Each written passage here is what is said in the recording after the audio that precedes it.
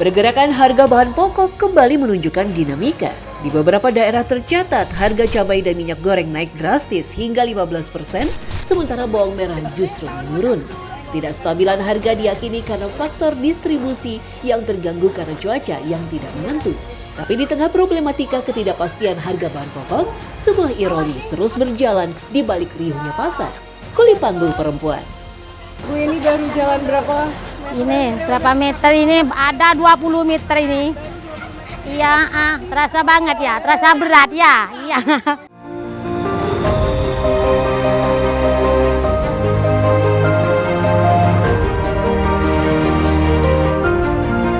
Jika biasanya kuli panggul identik pekerjaan pria, berbeda dengan kuli panggul di Pasar Pabean, Kota Surabaya, Jawa Timur. Hampir semua kuli panggul di sini adalah perempuan. Dengan langkah mantap, Srikan di Pabean ini mampu memanggul karung lebih dari 50 kg.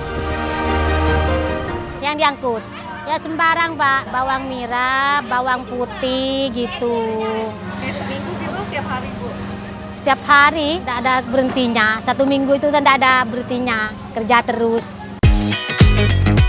Sebagian besar kuli panggul sendiri berasal dari pinggiran Surabaya atau kota satelit seperti Bangkalan dan Pasuruan.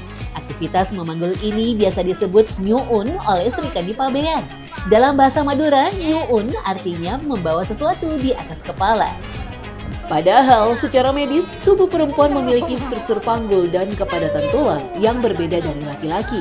Memanggul beban melebihi ambang batas secara terus-menerus bisa menyebabkan saraf terjepit, penurunan peran reproduksi, dan perubahan bentuk tulang belakang.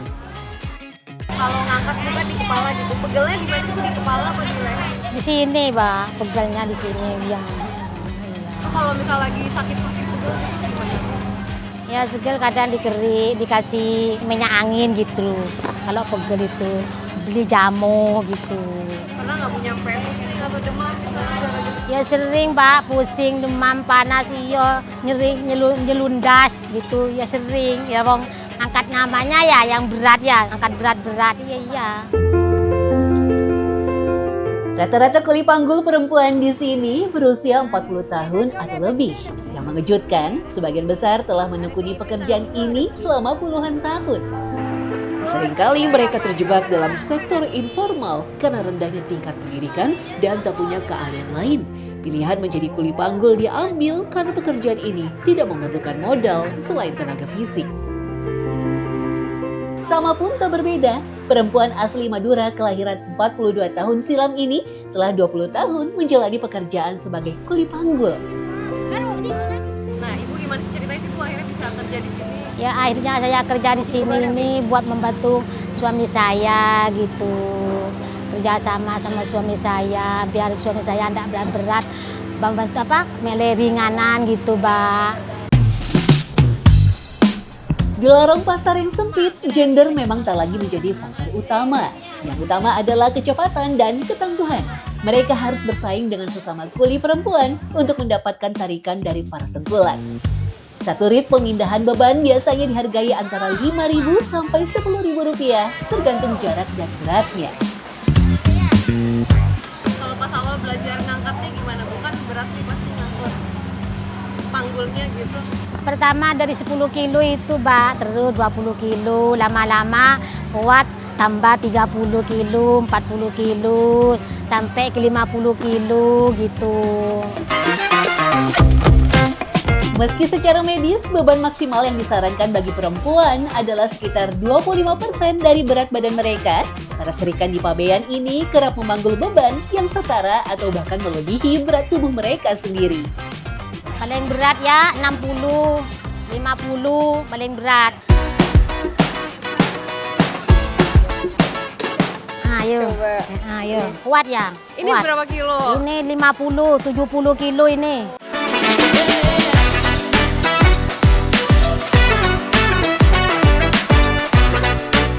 Dalam sehari, jika beruntung, mereka bisa membawa pulang Rp50 hingga Rp70.000. Angka yang tergolong kecil jika dibandingkan dengan resiko cedera tulang belakang yang menghantui di masa tua.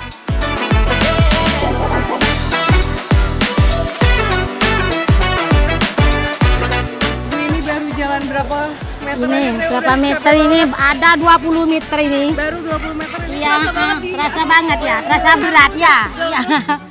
Ya. Bagi mereka, beban di atas kepala bukan lagi soal berat, melainkan soal berapa piring nasi yang bisa tersaji di meja makan. Biasanya ke titik ngantar berapa menit Bu jalannya? Jalannya sekitaran setengah jam sampai nyampe ke sana. Setengah jam Bu beneran Iya, ini iya ngantar setengah jam. Iya, Jauh ya Bu ya. Ayo. Bu, ini saya udah kuat deh. Bu. Saya sakit banget. Aduh, ini gimana perjalanan? Turunin. Aduh, Rasa sakit ya? sakit Bu. Terus sakit. tangannya sini juga pegel-pegelan.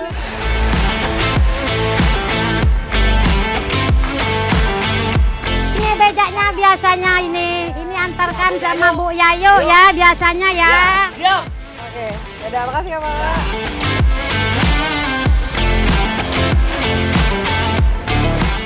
Ketika para kuli panggul tidak membawa barang, mereka mengerjakan pekerjaan lainnya, seperti mengupas bawang, gafir jahe merah, hingga mengemas merica.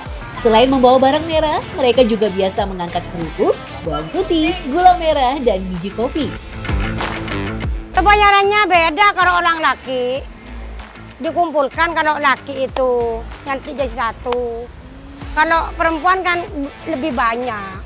10.000, ya 20. Kalau orang laki-laki kan ntar diambil Pak Mandor, lain kan. Kalau orang perempuan kan cepat dapat uang di sini.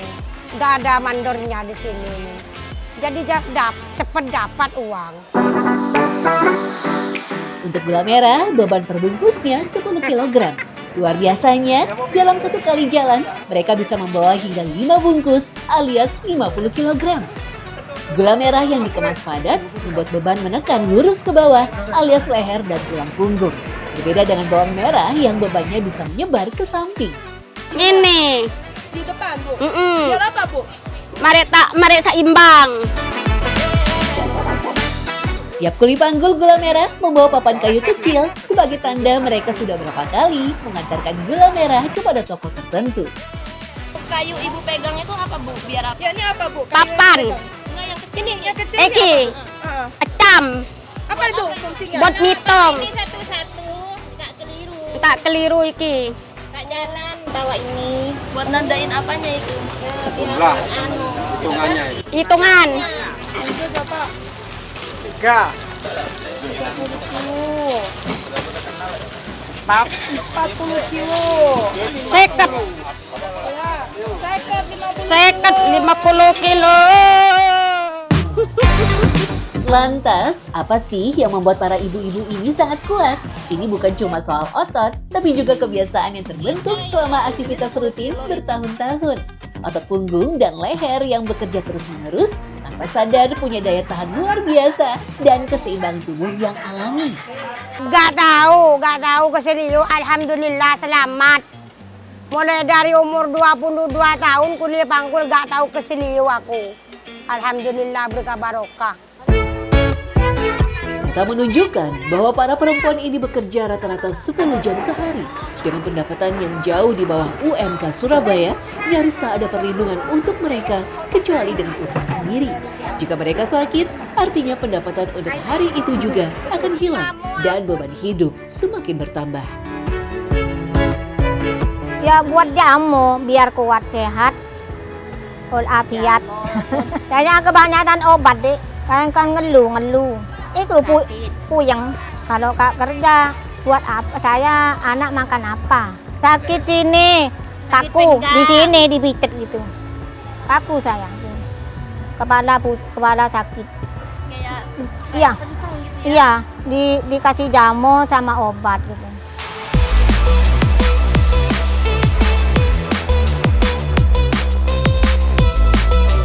Di sudut yang berbeda di Pasar Pabean masih ada kisah perempuan tangguh lainnya, buruh sisik ikan. Ya, meski berada di belakang pasar dan nyaris tak terlihat, dari tangan mereka lah awal perjalanan panjang sajian di rumah makan. Saro salah satunya mengawali pekerjaan sebagai kuli panggul. Perempuan asli Madura memilih banting setir menjadi buruh sisik ikan dan telah bertahan puluhan tahun. Pertama kan ngangkat kuli panggul ya.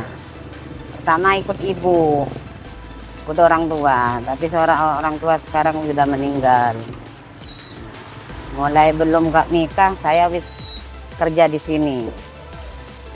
Sekarang sampai nikah, sampai punya anak, anaknya lulus pondok, dibawa ke sini. Sang anak, Zahron sendiri telah menemani ibunya menjadi buruh sisik selama 3 tahun terakhir. Setidaknya butuh 1 tahun untuk benar-benar terampil menyisik ikan yang mungkin kadang dipandang remeh. Kalau nyisik ini biasanya jenis Nih, ikannya nggak apa? dibersihin nih, dah. Bakat merah, kerapu, ikan Banyak-banyak sayang. pas udang juga bisa. Ini. Ada nggak tipe ikan yang jenis ikan yang susah disisik gitu? Ya itu. Dulu sebelum ramai buruh sisik, Saro bisa menarifkan Rp5.000 per kilogram ikan. Seiring waktu, kehadiran buruh sisik semakin banyak sehingga harga jasa sisik pun semakin kecil, hanya Rp3.000 per kilogram. Biasanya kalau yang nyisik itu tuh orang pembelinya yang udah beli ikan atau Iya. dari pedagang yang biasanya minta? Bisa, dari orang pembelinya bisa, dari pedagangnya bisa. Letak pasar Pabean yang berada dekat Pelabuhan Kalimas membuat pasar yang telah ada sejak abad 19 ini memang menjadi titik penting jual beli di sekitar wilayah Surabaya. Nama Pabean sendiri berarti cukai yang merujuk pada aktivitas pemeriksaan barang sejak era kolonial. Kalau nyisiknya banyak harganya beda nggak Bu? Beda. Beda sayang. Kalau sisiannya lebih banyak, harganya lebih murah. Oh iya. Jadi lebih enak yang per kilo. Kalau kayak MDG itu kan sampai 3 sampai 4 kintal itu hitungannya beda. 1 kilonya 1.500, kadang ada yang 1.000. Dalam satu hari, Saro dan anaknya Zahron bisa menyisik ikan sampai 30 kg atau Rp90.000. Sebuah angka yang relatif kecil, hanya Rp45.000 per orang. Tapi kondisi itu tak pernah membuat mereka menyerah. Kekhawatiran mereka cuma satu, tak ada ikan yang harus mereka bersihkan sisiknya. Gak susah lah kalau ada barang lah. Sekarang ada kerjaannya banyak yang mau nyisik.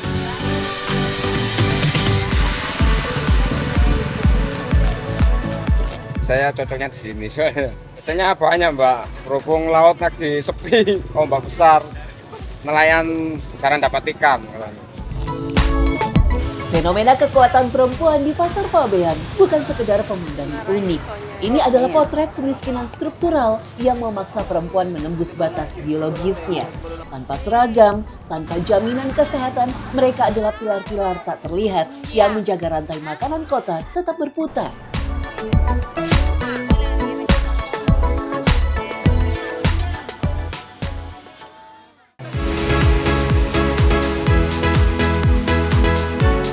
Sekarang gimana Mbak, kan harganya naik tapi tetap harus jualan. Ya gimana Mbak, emang apa itu mahal semua, bahan baku itu mahal semua.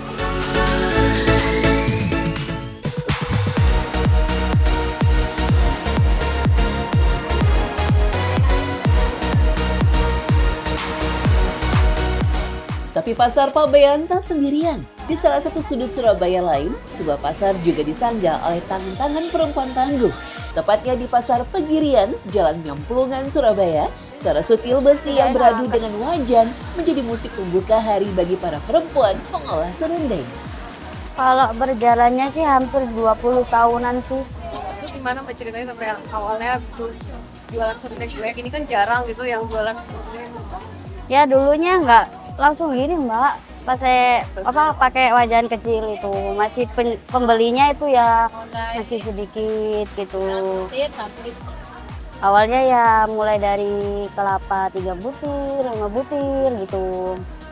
Banyak yang cocok, alhamdulillah rame. Warung-warung makan, resto juga banyak yang ngambil di sini. Dengan banyaknya ragam menu di Surabaya yang memakai serundeng, wajar jika permintaan serundeng Pasar Pegirian tak pernah berkurang. Dalam satu hari, pengolahan serundeng bisa menghabiskan 700 sampai 1.500 butir kelapa dan 180 liter minyak goreng. Setiap kuali bisa memasak 5 kg serundeng yang dihasilkan dari 17 kilo parutan kelapa dan menghabiskan 25 kaleng gas LPG. Kalau di sini digoreng. Kalau biasanya serundeng yang lain itu kebanyakan disangrai. Nggak pakai minyak. Ini kan digoreng pakai minyak. Rasanya juga bikin beda. Minyak goreng itu biasanya kalau beli kan pakai minyak curah itu. Pakai 2 drigen. Dulunya kalau beli 2 drigen itu harga 610-an gitu. Masih kembali. Sekarang 700.000 lebih. Meski judulnya hanya menggoreng, membuat serundeng sebenarnya adalah seni kesabaran yang brutal. Setelah kelapa dipadukan dengan racikan bumbu, menggorengnya butuh ketahanan fisik luar biasa. Satu kuali membutuhkan setidaknya 1 jam pengadukan tanpa henti. Berhenti sejenak berarti resiko serundeng gosong semakin besar. Dengan Surabaya yang terkenal dengan suhu panasnya, rasa-rasanya memang hanya perempuan tangguh yang bisa mengolah serundeng. Apalagi dalam sehari, biasanya para perempuan ini mengolah serundeng sampai 10 kali. Kalau masak apinya harus gede gini ya Mbak? Ini Harus. gerah banget. Dijual dengan berbagai ukuran, dari plastik ukuran kecil, 1/4 sampai setengah kilogram. Ulfi mau tak mau harus bersiasat mengingat harga plastik yang tak kunjung turun. Sekarang gimana Mbak, kan harganya naik tapi tetap harus jualan. Ya gimana Mbak, emang apa itu mahal semua. Bahan baku tuh mahal semua. Plastik itu naiknya 2 kali lipat. Terus minyak. Orang-orang pada minta diturunin. Tapi gimana kalau ini diturunin, di sini bayar karyawan. Karyawannya banyak. Beruntung, para pembeli serundeng pun memahami kondisi yang sedang tak baik-baik saja. Kenapa sih Bu senang beli serundeng di sini? Karena rasanya gurih, ada manisnya, ada gurihnya, juga renyah. Apalagi kalau makannya sama telur, itu enak banget gitu. Udah nggak pakai yang lain-lain sudah cukup gitu. Kalau secara harga gimana Bu? Kalau soal harga sih kita kan namanya juga orang di pasar ya, kita sudah tahu harga ya. Kalau di sini naik ya nggak masalah buat kita gitu. Karena kita juga kebutuhan gitu. Paradoks kemiskinan di perkotaan terpampang nyata di sini. Di satu sisi, mereka adalah tulang punggung distribusi pangan Jawa Timur. Di sisi lain, mereka adalah kelompok marginal yang tak terlihat oleh kebijakan. Tapi, kisah ironi pekerja perempuan tak berhenti sampai di situ.